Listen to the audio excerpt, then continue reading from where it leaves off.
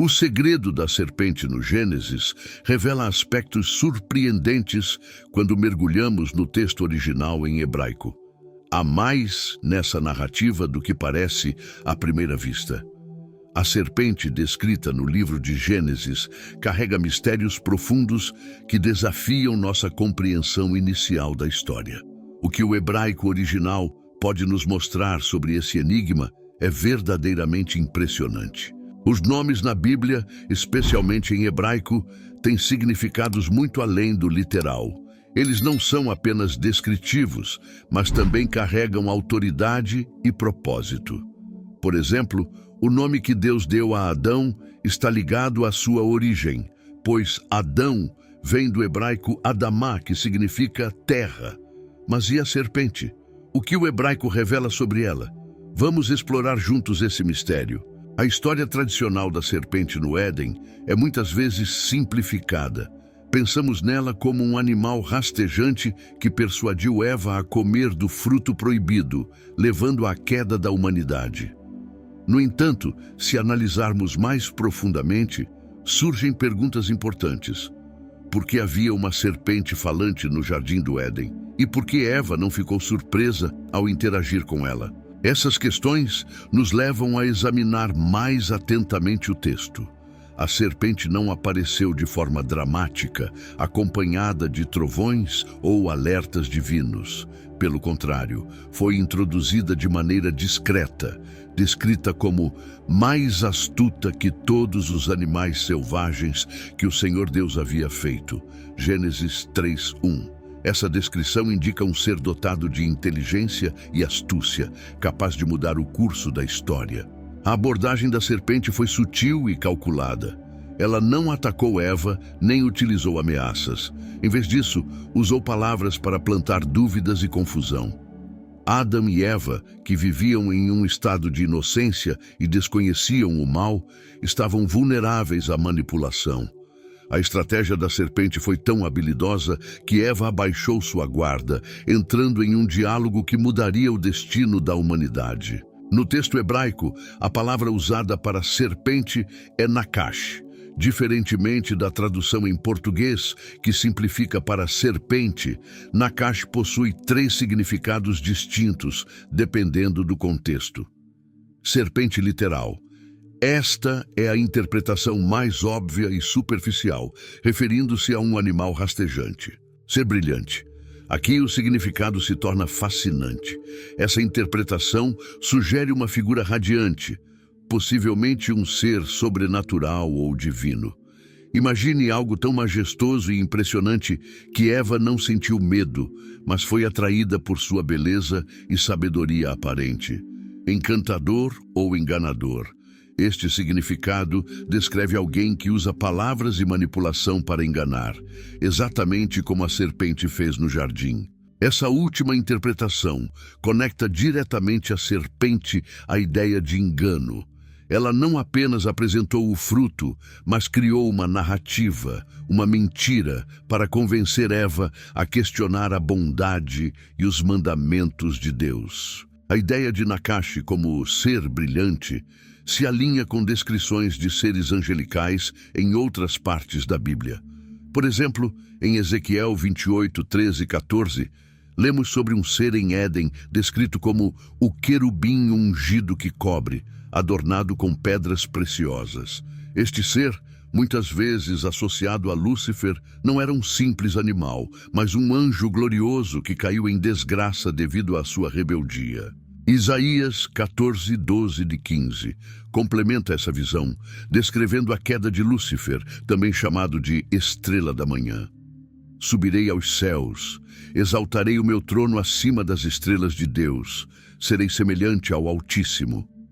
Essa ambição desenfreada levou Lúcifer a ser expulso do céu, e muitos acreditam a se tornar Satanás. No jardim do Éden, Satanás pode ter assumido a forma de um Nakash, um ser radiante e enganador. Em 2 Coríntios 11:14, Paulo escreve: "E não é de admirar, pois o próprio Satanás se transforma em anjo de luz." Isso sugere que a serpente não era apenas um animal comum, mas uma manifestação do próprio Satanás, usando sua aparência e palavras para enganar Eva. A abordagem da serpente foi incrivelmente eficaz, porque ela usou dúvidas sutis para atacar a confiança de Eva em Deus. Em vez de acusar ou ameaçar, a serpente fez perguntas que levaram Eva a questionar o que Deus havia dito. Foi isso mesmo que Deus disse? Essa tática gerou insegurança e abriu espaço para o engano. A serpente não representava apenas um ser individual, mas a própria personificação da rebeldia contra Deus. Sua ação no Éden marcou o início de uma batalha cósmica entre o bem e o mal, que continua a influenciar a humanidade até hoje. A queda no Éden não foi apenas um evento histórico, mas um marco no conflito espiritual entre Deus e as forças do mal. A serpente, seja como Satanás ou como um anjo caído, usou seu intelecto e astúcia para afastar Adão e Eva de Deus. Mas mesmo naquele momento de desobediência, Deus já havia planejado a vitória final. Essa narrativa nos lembra da importância de estarmos vigilantes. O engano raramente aparece de forma óbvia. Ele se apresenta como algo atraente, lógico e até desejável. Assim como Eva foi atraída pela aparência e palavras da serpente, podemos ser tentados por coisas que parecem boas à primeira vista, mas que nos afastam de Deus. A serpente no Gênesis não era apenas um animal rastejante, mas um ser complexo, com implicações profundas na narrativa bíblica. Sua presença no Jardim do Éden simboliza a entrada do mal no mundo e nos alerta sobre os perigos do engano espiritual. Que possamos aprender dessa história a importância de confiar plenamente em Deus e na sua palavra, evitando as sutilezas do engano que buscam nos afastar do Criador. Ao refletirmos sobre o significado de Nakashi, entendemos que essa história é mais do que um relato sobre a queda de Adão e Eva. É um lembrete da batalha espiritual que enfrentamos diariamente e da necessidade de permanecermos firmes na fé, sabendo que Deus já garantiu a vitória final. Satanás sempre buscou desviar a humanidade de Deus e redirecionar sua atenção para si mesma. No contexto do Jardim do Éden, a serpente não era apenas um réptil comum, mas sim um ser divino caído, um enganador radiante que usou sua aparência e palavras para desviar o homem do propósito divino. O nome Lúcifer, derivado do latim, significa aquele que traz luz. Em hebraico, ele é referido como estrela da manhã. Ambas as traduções descrevem Lúcifer como uma figura brilhante, majestosa e elevada, uma das mais altas entre os anjos criados por Deus. Junto com Miguel e Gabriel, ele fazia parte do círculo mais próximo de Deus no céu. No entanto, em determinado momento, Lúcifer cometeu um erro fatal, resultado de sua ambição desmedida e orgulho. Em um de seus ensinamentos, Jesus descreveu vividamente a queda de Satanás. Eu vi Satanás caindo do céu como um relâmpago. Lucas 10:18. Essa cena, testemunhada por Cristo antes de sua encarnação, ilustra o julgamento de Deus sobre Lúcifer, cuja beleza e posição elevada o levaram ao orgulho. Sua ambição de ser igual a Deus foi a causa de sua ruína. A Bíblia contrasta claramente Lúcifer com Jesus. Enquanto Cristo, sendo divino por natureza, nunca usurpou sua posição nem buscou exaltar-se acima do Pai. Lúcifer, um ser criado, tentou equiparar-se a Deus. Isso resultou em sua queda trágica, marcando o início de sua rebelião contra o Criador. Segundo os estudiosos, Lúcifer tinha uma posição de destaque nos céus. Ele era responsável pela adoração e pela música celestial, liderando os coros dos anjos. Acredita-se que ele era o guardião do santuário de Deus, o querubim encarregado de proteger a santidade divina. No entanto, sua revolta e desejo de glória pessoal levaram não apenas à sua própria queda, mas também a de 1/3 dos anjos, que foram atraídos por suas promessas enganosas. O orgulho é a raiz de muitas quedas, e a história de Lúcifer é um exemplo disso. Quando alguém para de adorar, começa a buscar ser adorado. Essa lição é clara. O céu não comporta dois objetos de adoração. O livro de Judas menciona que os anjos que abandonaram sua posição original foram lançados para fora. Assim como Lúcifer, quando nos recusamos a glorificar a Deus, caímos. O orgulho é um caminho rápido para a destruição. Se não transformarmos nossas bênçãos em louvor, elas se tornam motivo de orgulho. Quanto mais somos elevados, mais devemos glorificar a Deus. As bênçãos que recebemos não devem nos tornar arrogantes, mas humildes. Somos chamados a lembrar que tudo o que temos e somos vem de Deus. Mesmo no momento mais sombrio da queda de Adão e Eva, Deus não os deixou sem esperança. Em Gênesis 3:15, ele prometeu que a semente da mulher esmagaria a cabeça da serpente, apontando para a vinda de Jesus Cristo, que derrotaria Satanás e resgataria a humanidade do pecado. Essa foi a primeira profecia sobre o Messias, aquele que triunfaria sobre o inimigo. Quando Jesus morreu na cruz e ressuscitou, ele quebrou o poder do pecado e da morte. Como Paulo declara em Romanos 16:20, o Deus da paz em breve esmagará Satanás debaixo dos seus pés. A vitória foi conquistada, e por meio de Cristo podemos viver em liberdade e esperança, sem medo das mentiras do inimigo. A história da queda nos lembra da importância de estar firmemente enraizado na palavra de Deus. Adão e Eva foram enganados porque duvidaram do mandamento de Deus e deram ouvidos à serpente. Hoje enfrentamos desafios semelhantes.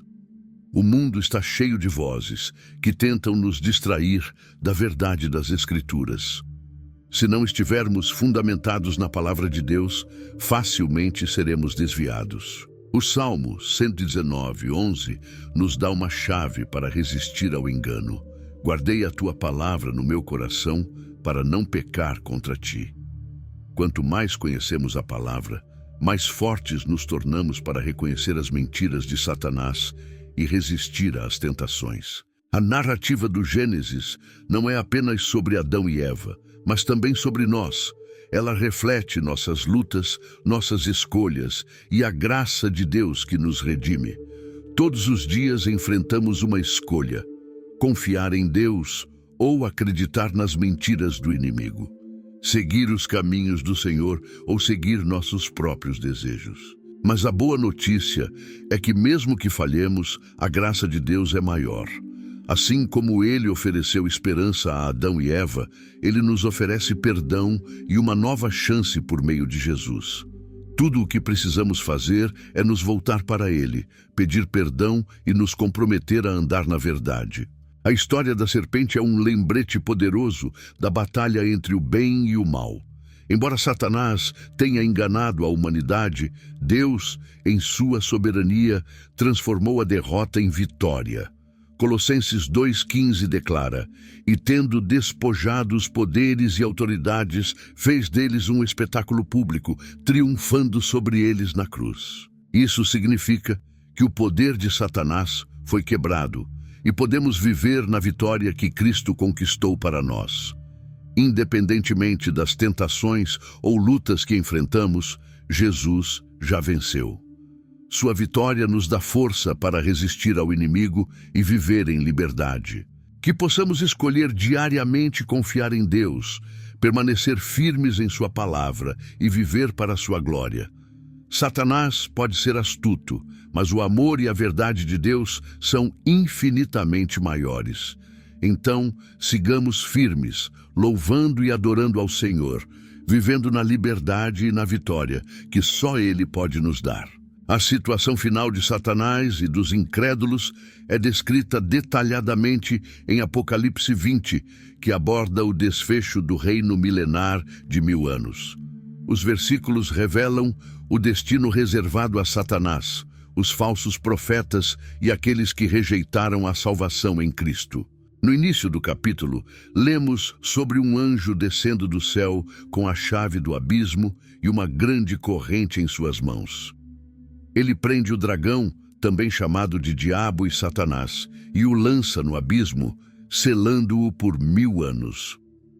Durante esse período, Satanás não poderá enganar as nações. Um detalhe interessante é que o anjo que subjuga Satanás não é nomeado. Não é mencionado se ele é Miguel, Gabriel ou outro anjo de alta patente. Isso destaca que, embora Satanás seja poderoso, ele não é equivalente a Deus em força ou autoridade. Deus não precisa lidar pessoalmente com Satanás. Um anjo não identificado é suficiente para cumprir essa tarefa. Isso reforça que Satanás, apesar de sua influência, é apenas uma criatura limitada pelo poder soberano de Deus. Durante o período de 1000 anos, Satanás estará preso, impedido de enganar as nações. Esse é um período de paz e justiça no reino de Cristo. No entanto, após os 1000 anos, Satanás será solto por um breve período para enganar as nações uma última vez. Ele reunirá os exércitos da terra para cercar o acampamento dos santos e a cidade amada, mas sua tentativa será rapidamente frustrada. Apocalipse 29:10 descreve o que acontece em seguida. Fogo desce do céu e devora os exércitos de Satanás. O diabo, que enganou as nações, é lançado no lago de fogo e enxofre, onde já estão a besta e o falso profeta. Lá, eles serão atormentados dia e noite para todo o sempre. Isso não é apenas um julgamento, mas uma punição eterna, reafirmando que o lago de fogo é um lugar de sofrimento sem fim. Após o julgamento de Satanás, ocorre o julgamento diante do grande trono branco. Apocalipse 20, 11 e 15 descreve a cena. O céu e a terra fogem da presença de Deus, e os mortos, grandes e pequenos, se apresentam diante do trono. Livros são abertos, incluindo o livro da vida. Aqueles cujos nomes não estão inscritos no livro da vida são lançados no lago de fogo. Esse julgamento final não é um momento para determinar os fatos, mas para aplicar a sentença já estabelecida. Aqueles que rejeitaram a oferta de salvação em Cristo enfrentarão a segunda morte, que é o lago de fogo. Essa segunda morte é definitiva, sem possibilidade de retorno. A segunda morte é descrita como um estado eterno de separação de Deus. Assim como há uma vida eterna para os justos, há também uma morte eterna para os ímpios. Um comentarista bíblico observa que, assim como a vida eterna é a plenitude da comunhão com Deus, a segunda morte é a completa ausência de sua presença e misericórdia. Apesar da gravidade do julgamento final, a mensagem de esperança permanece. Deus oferece salvação através de Jesus Cristo.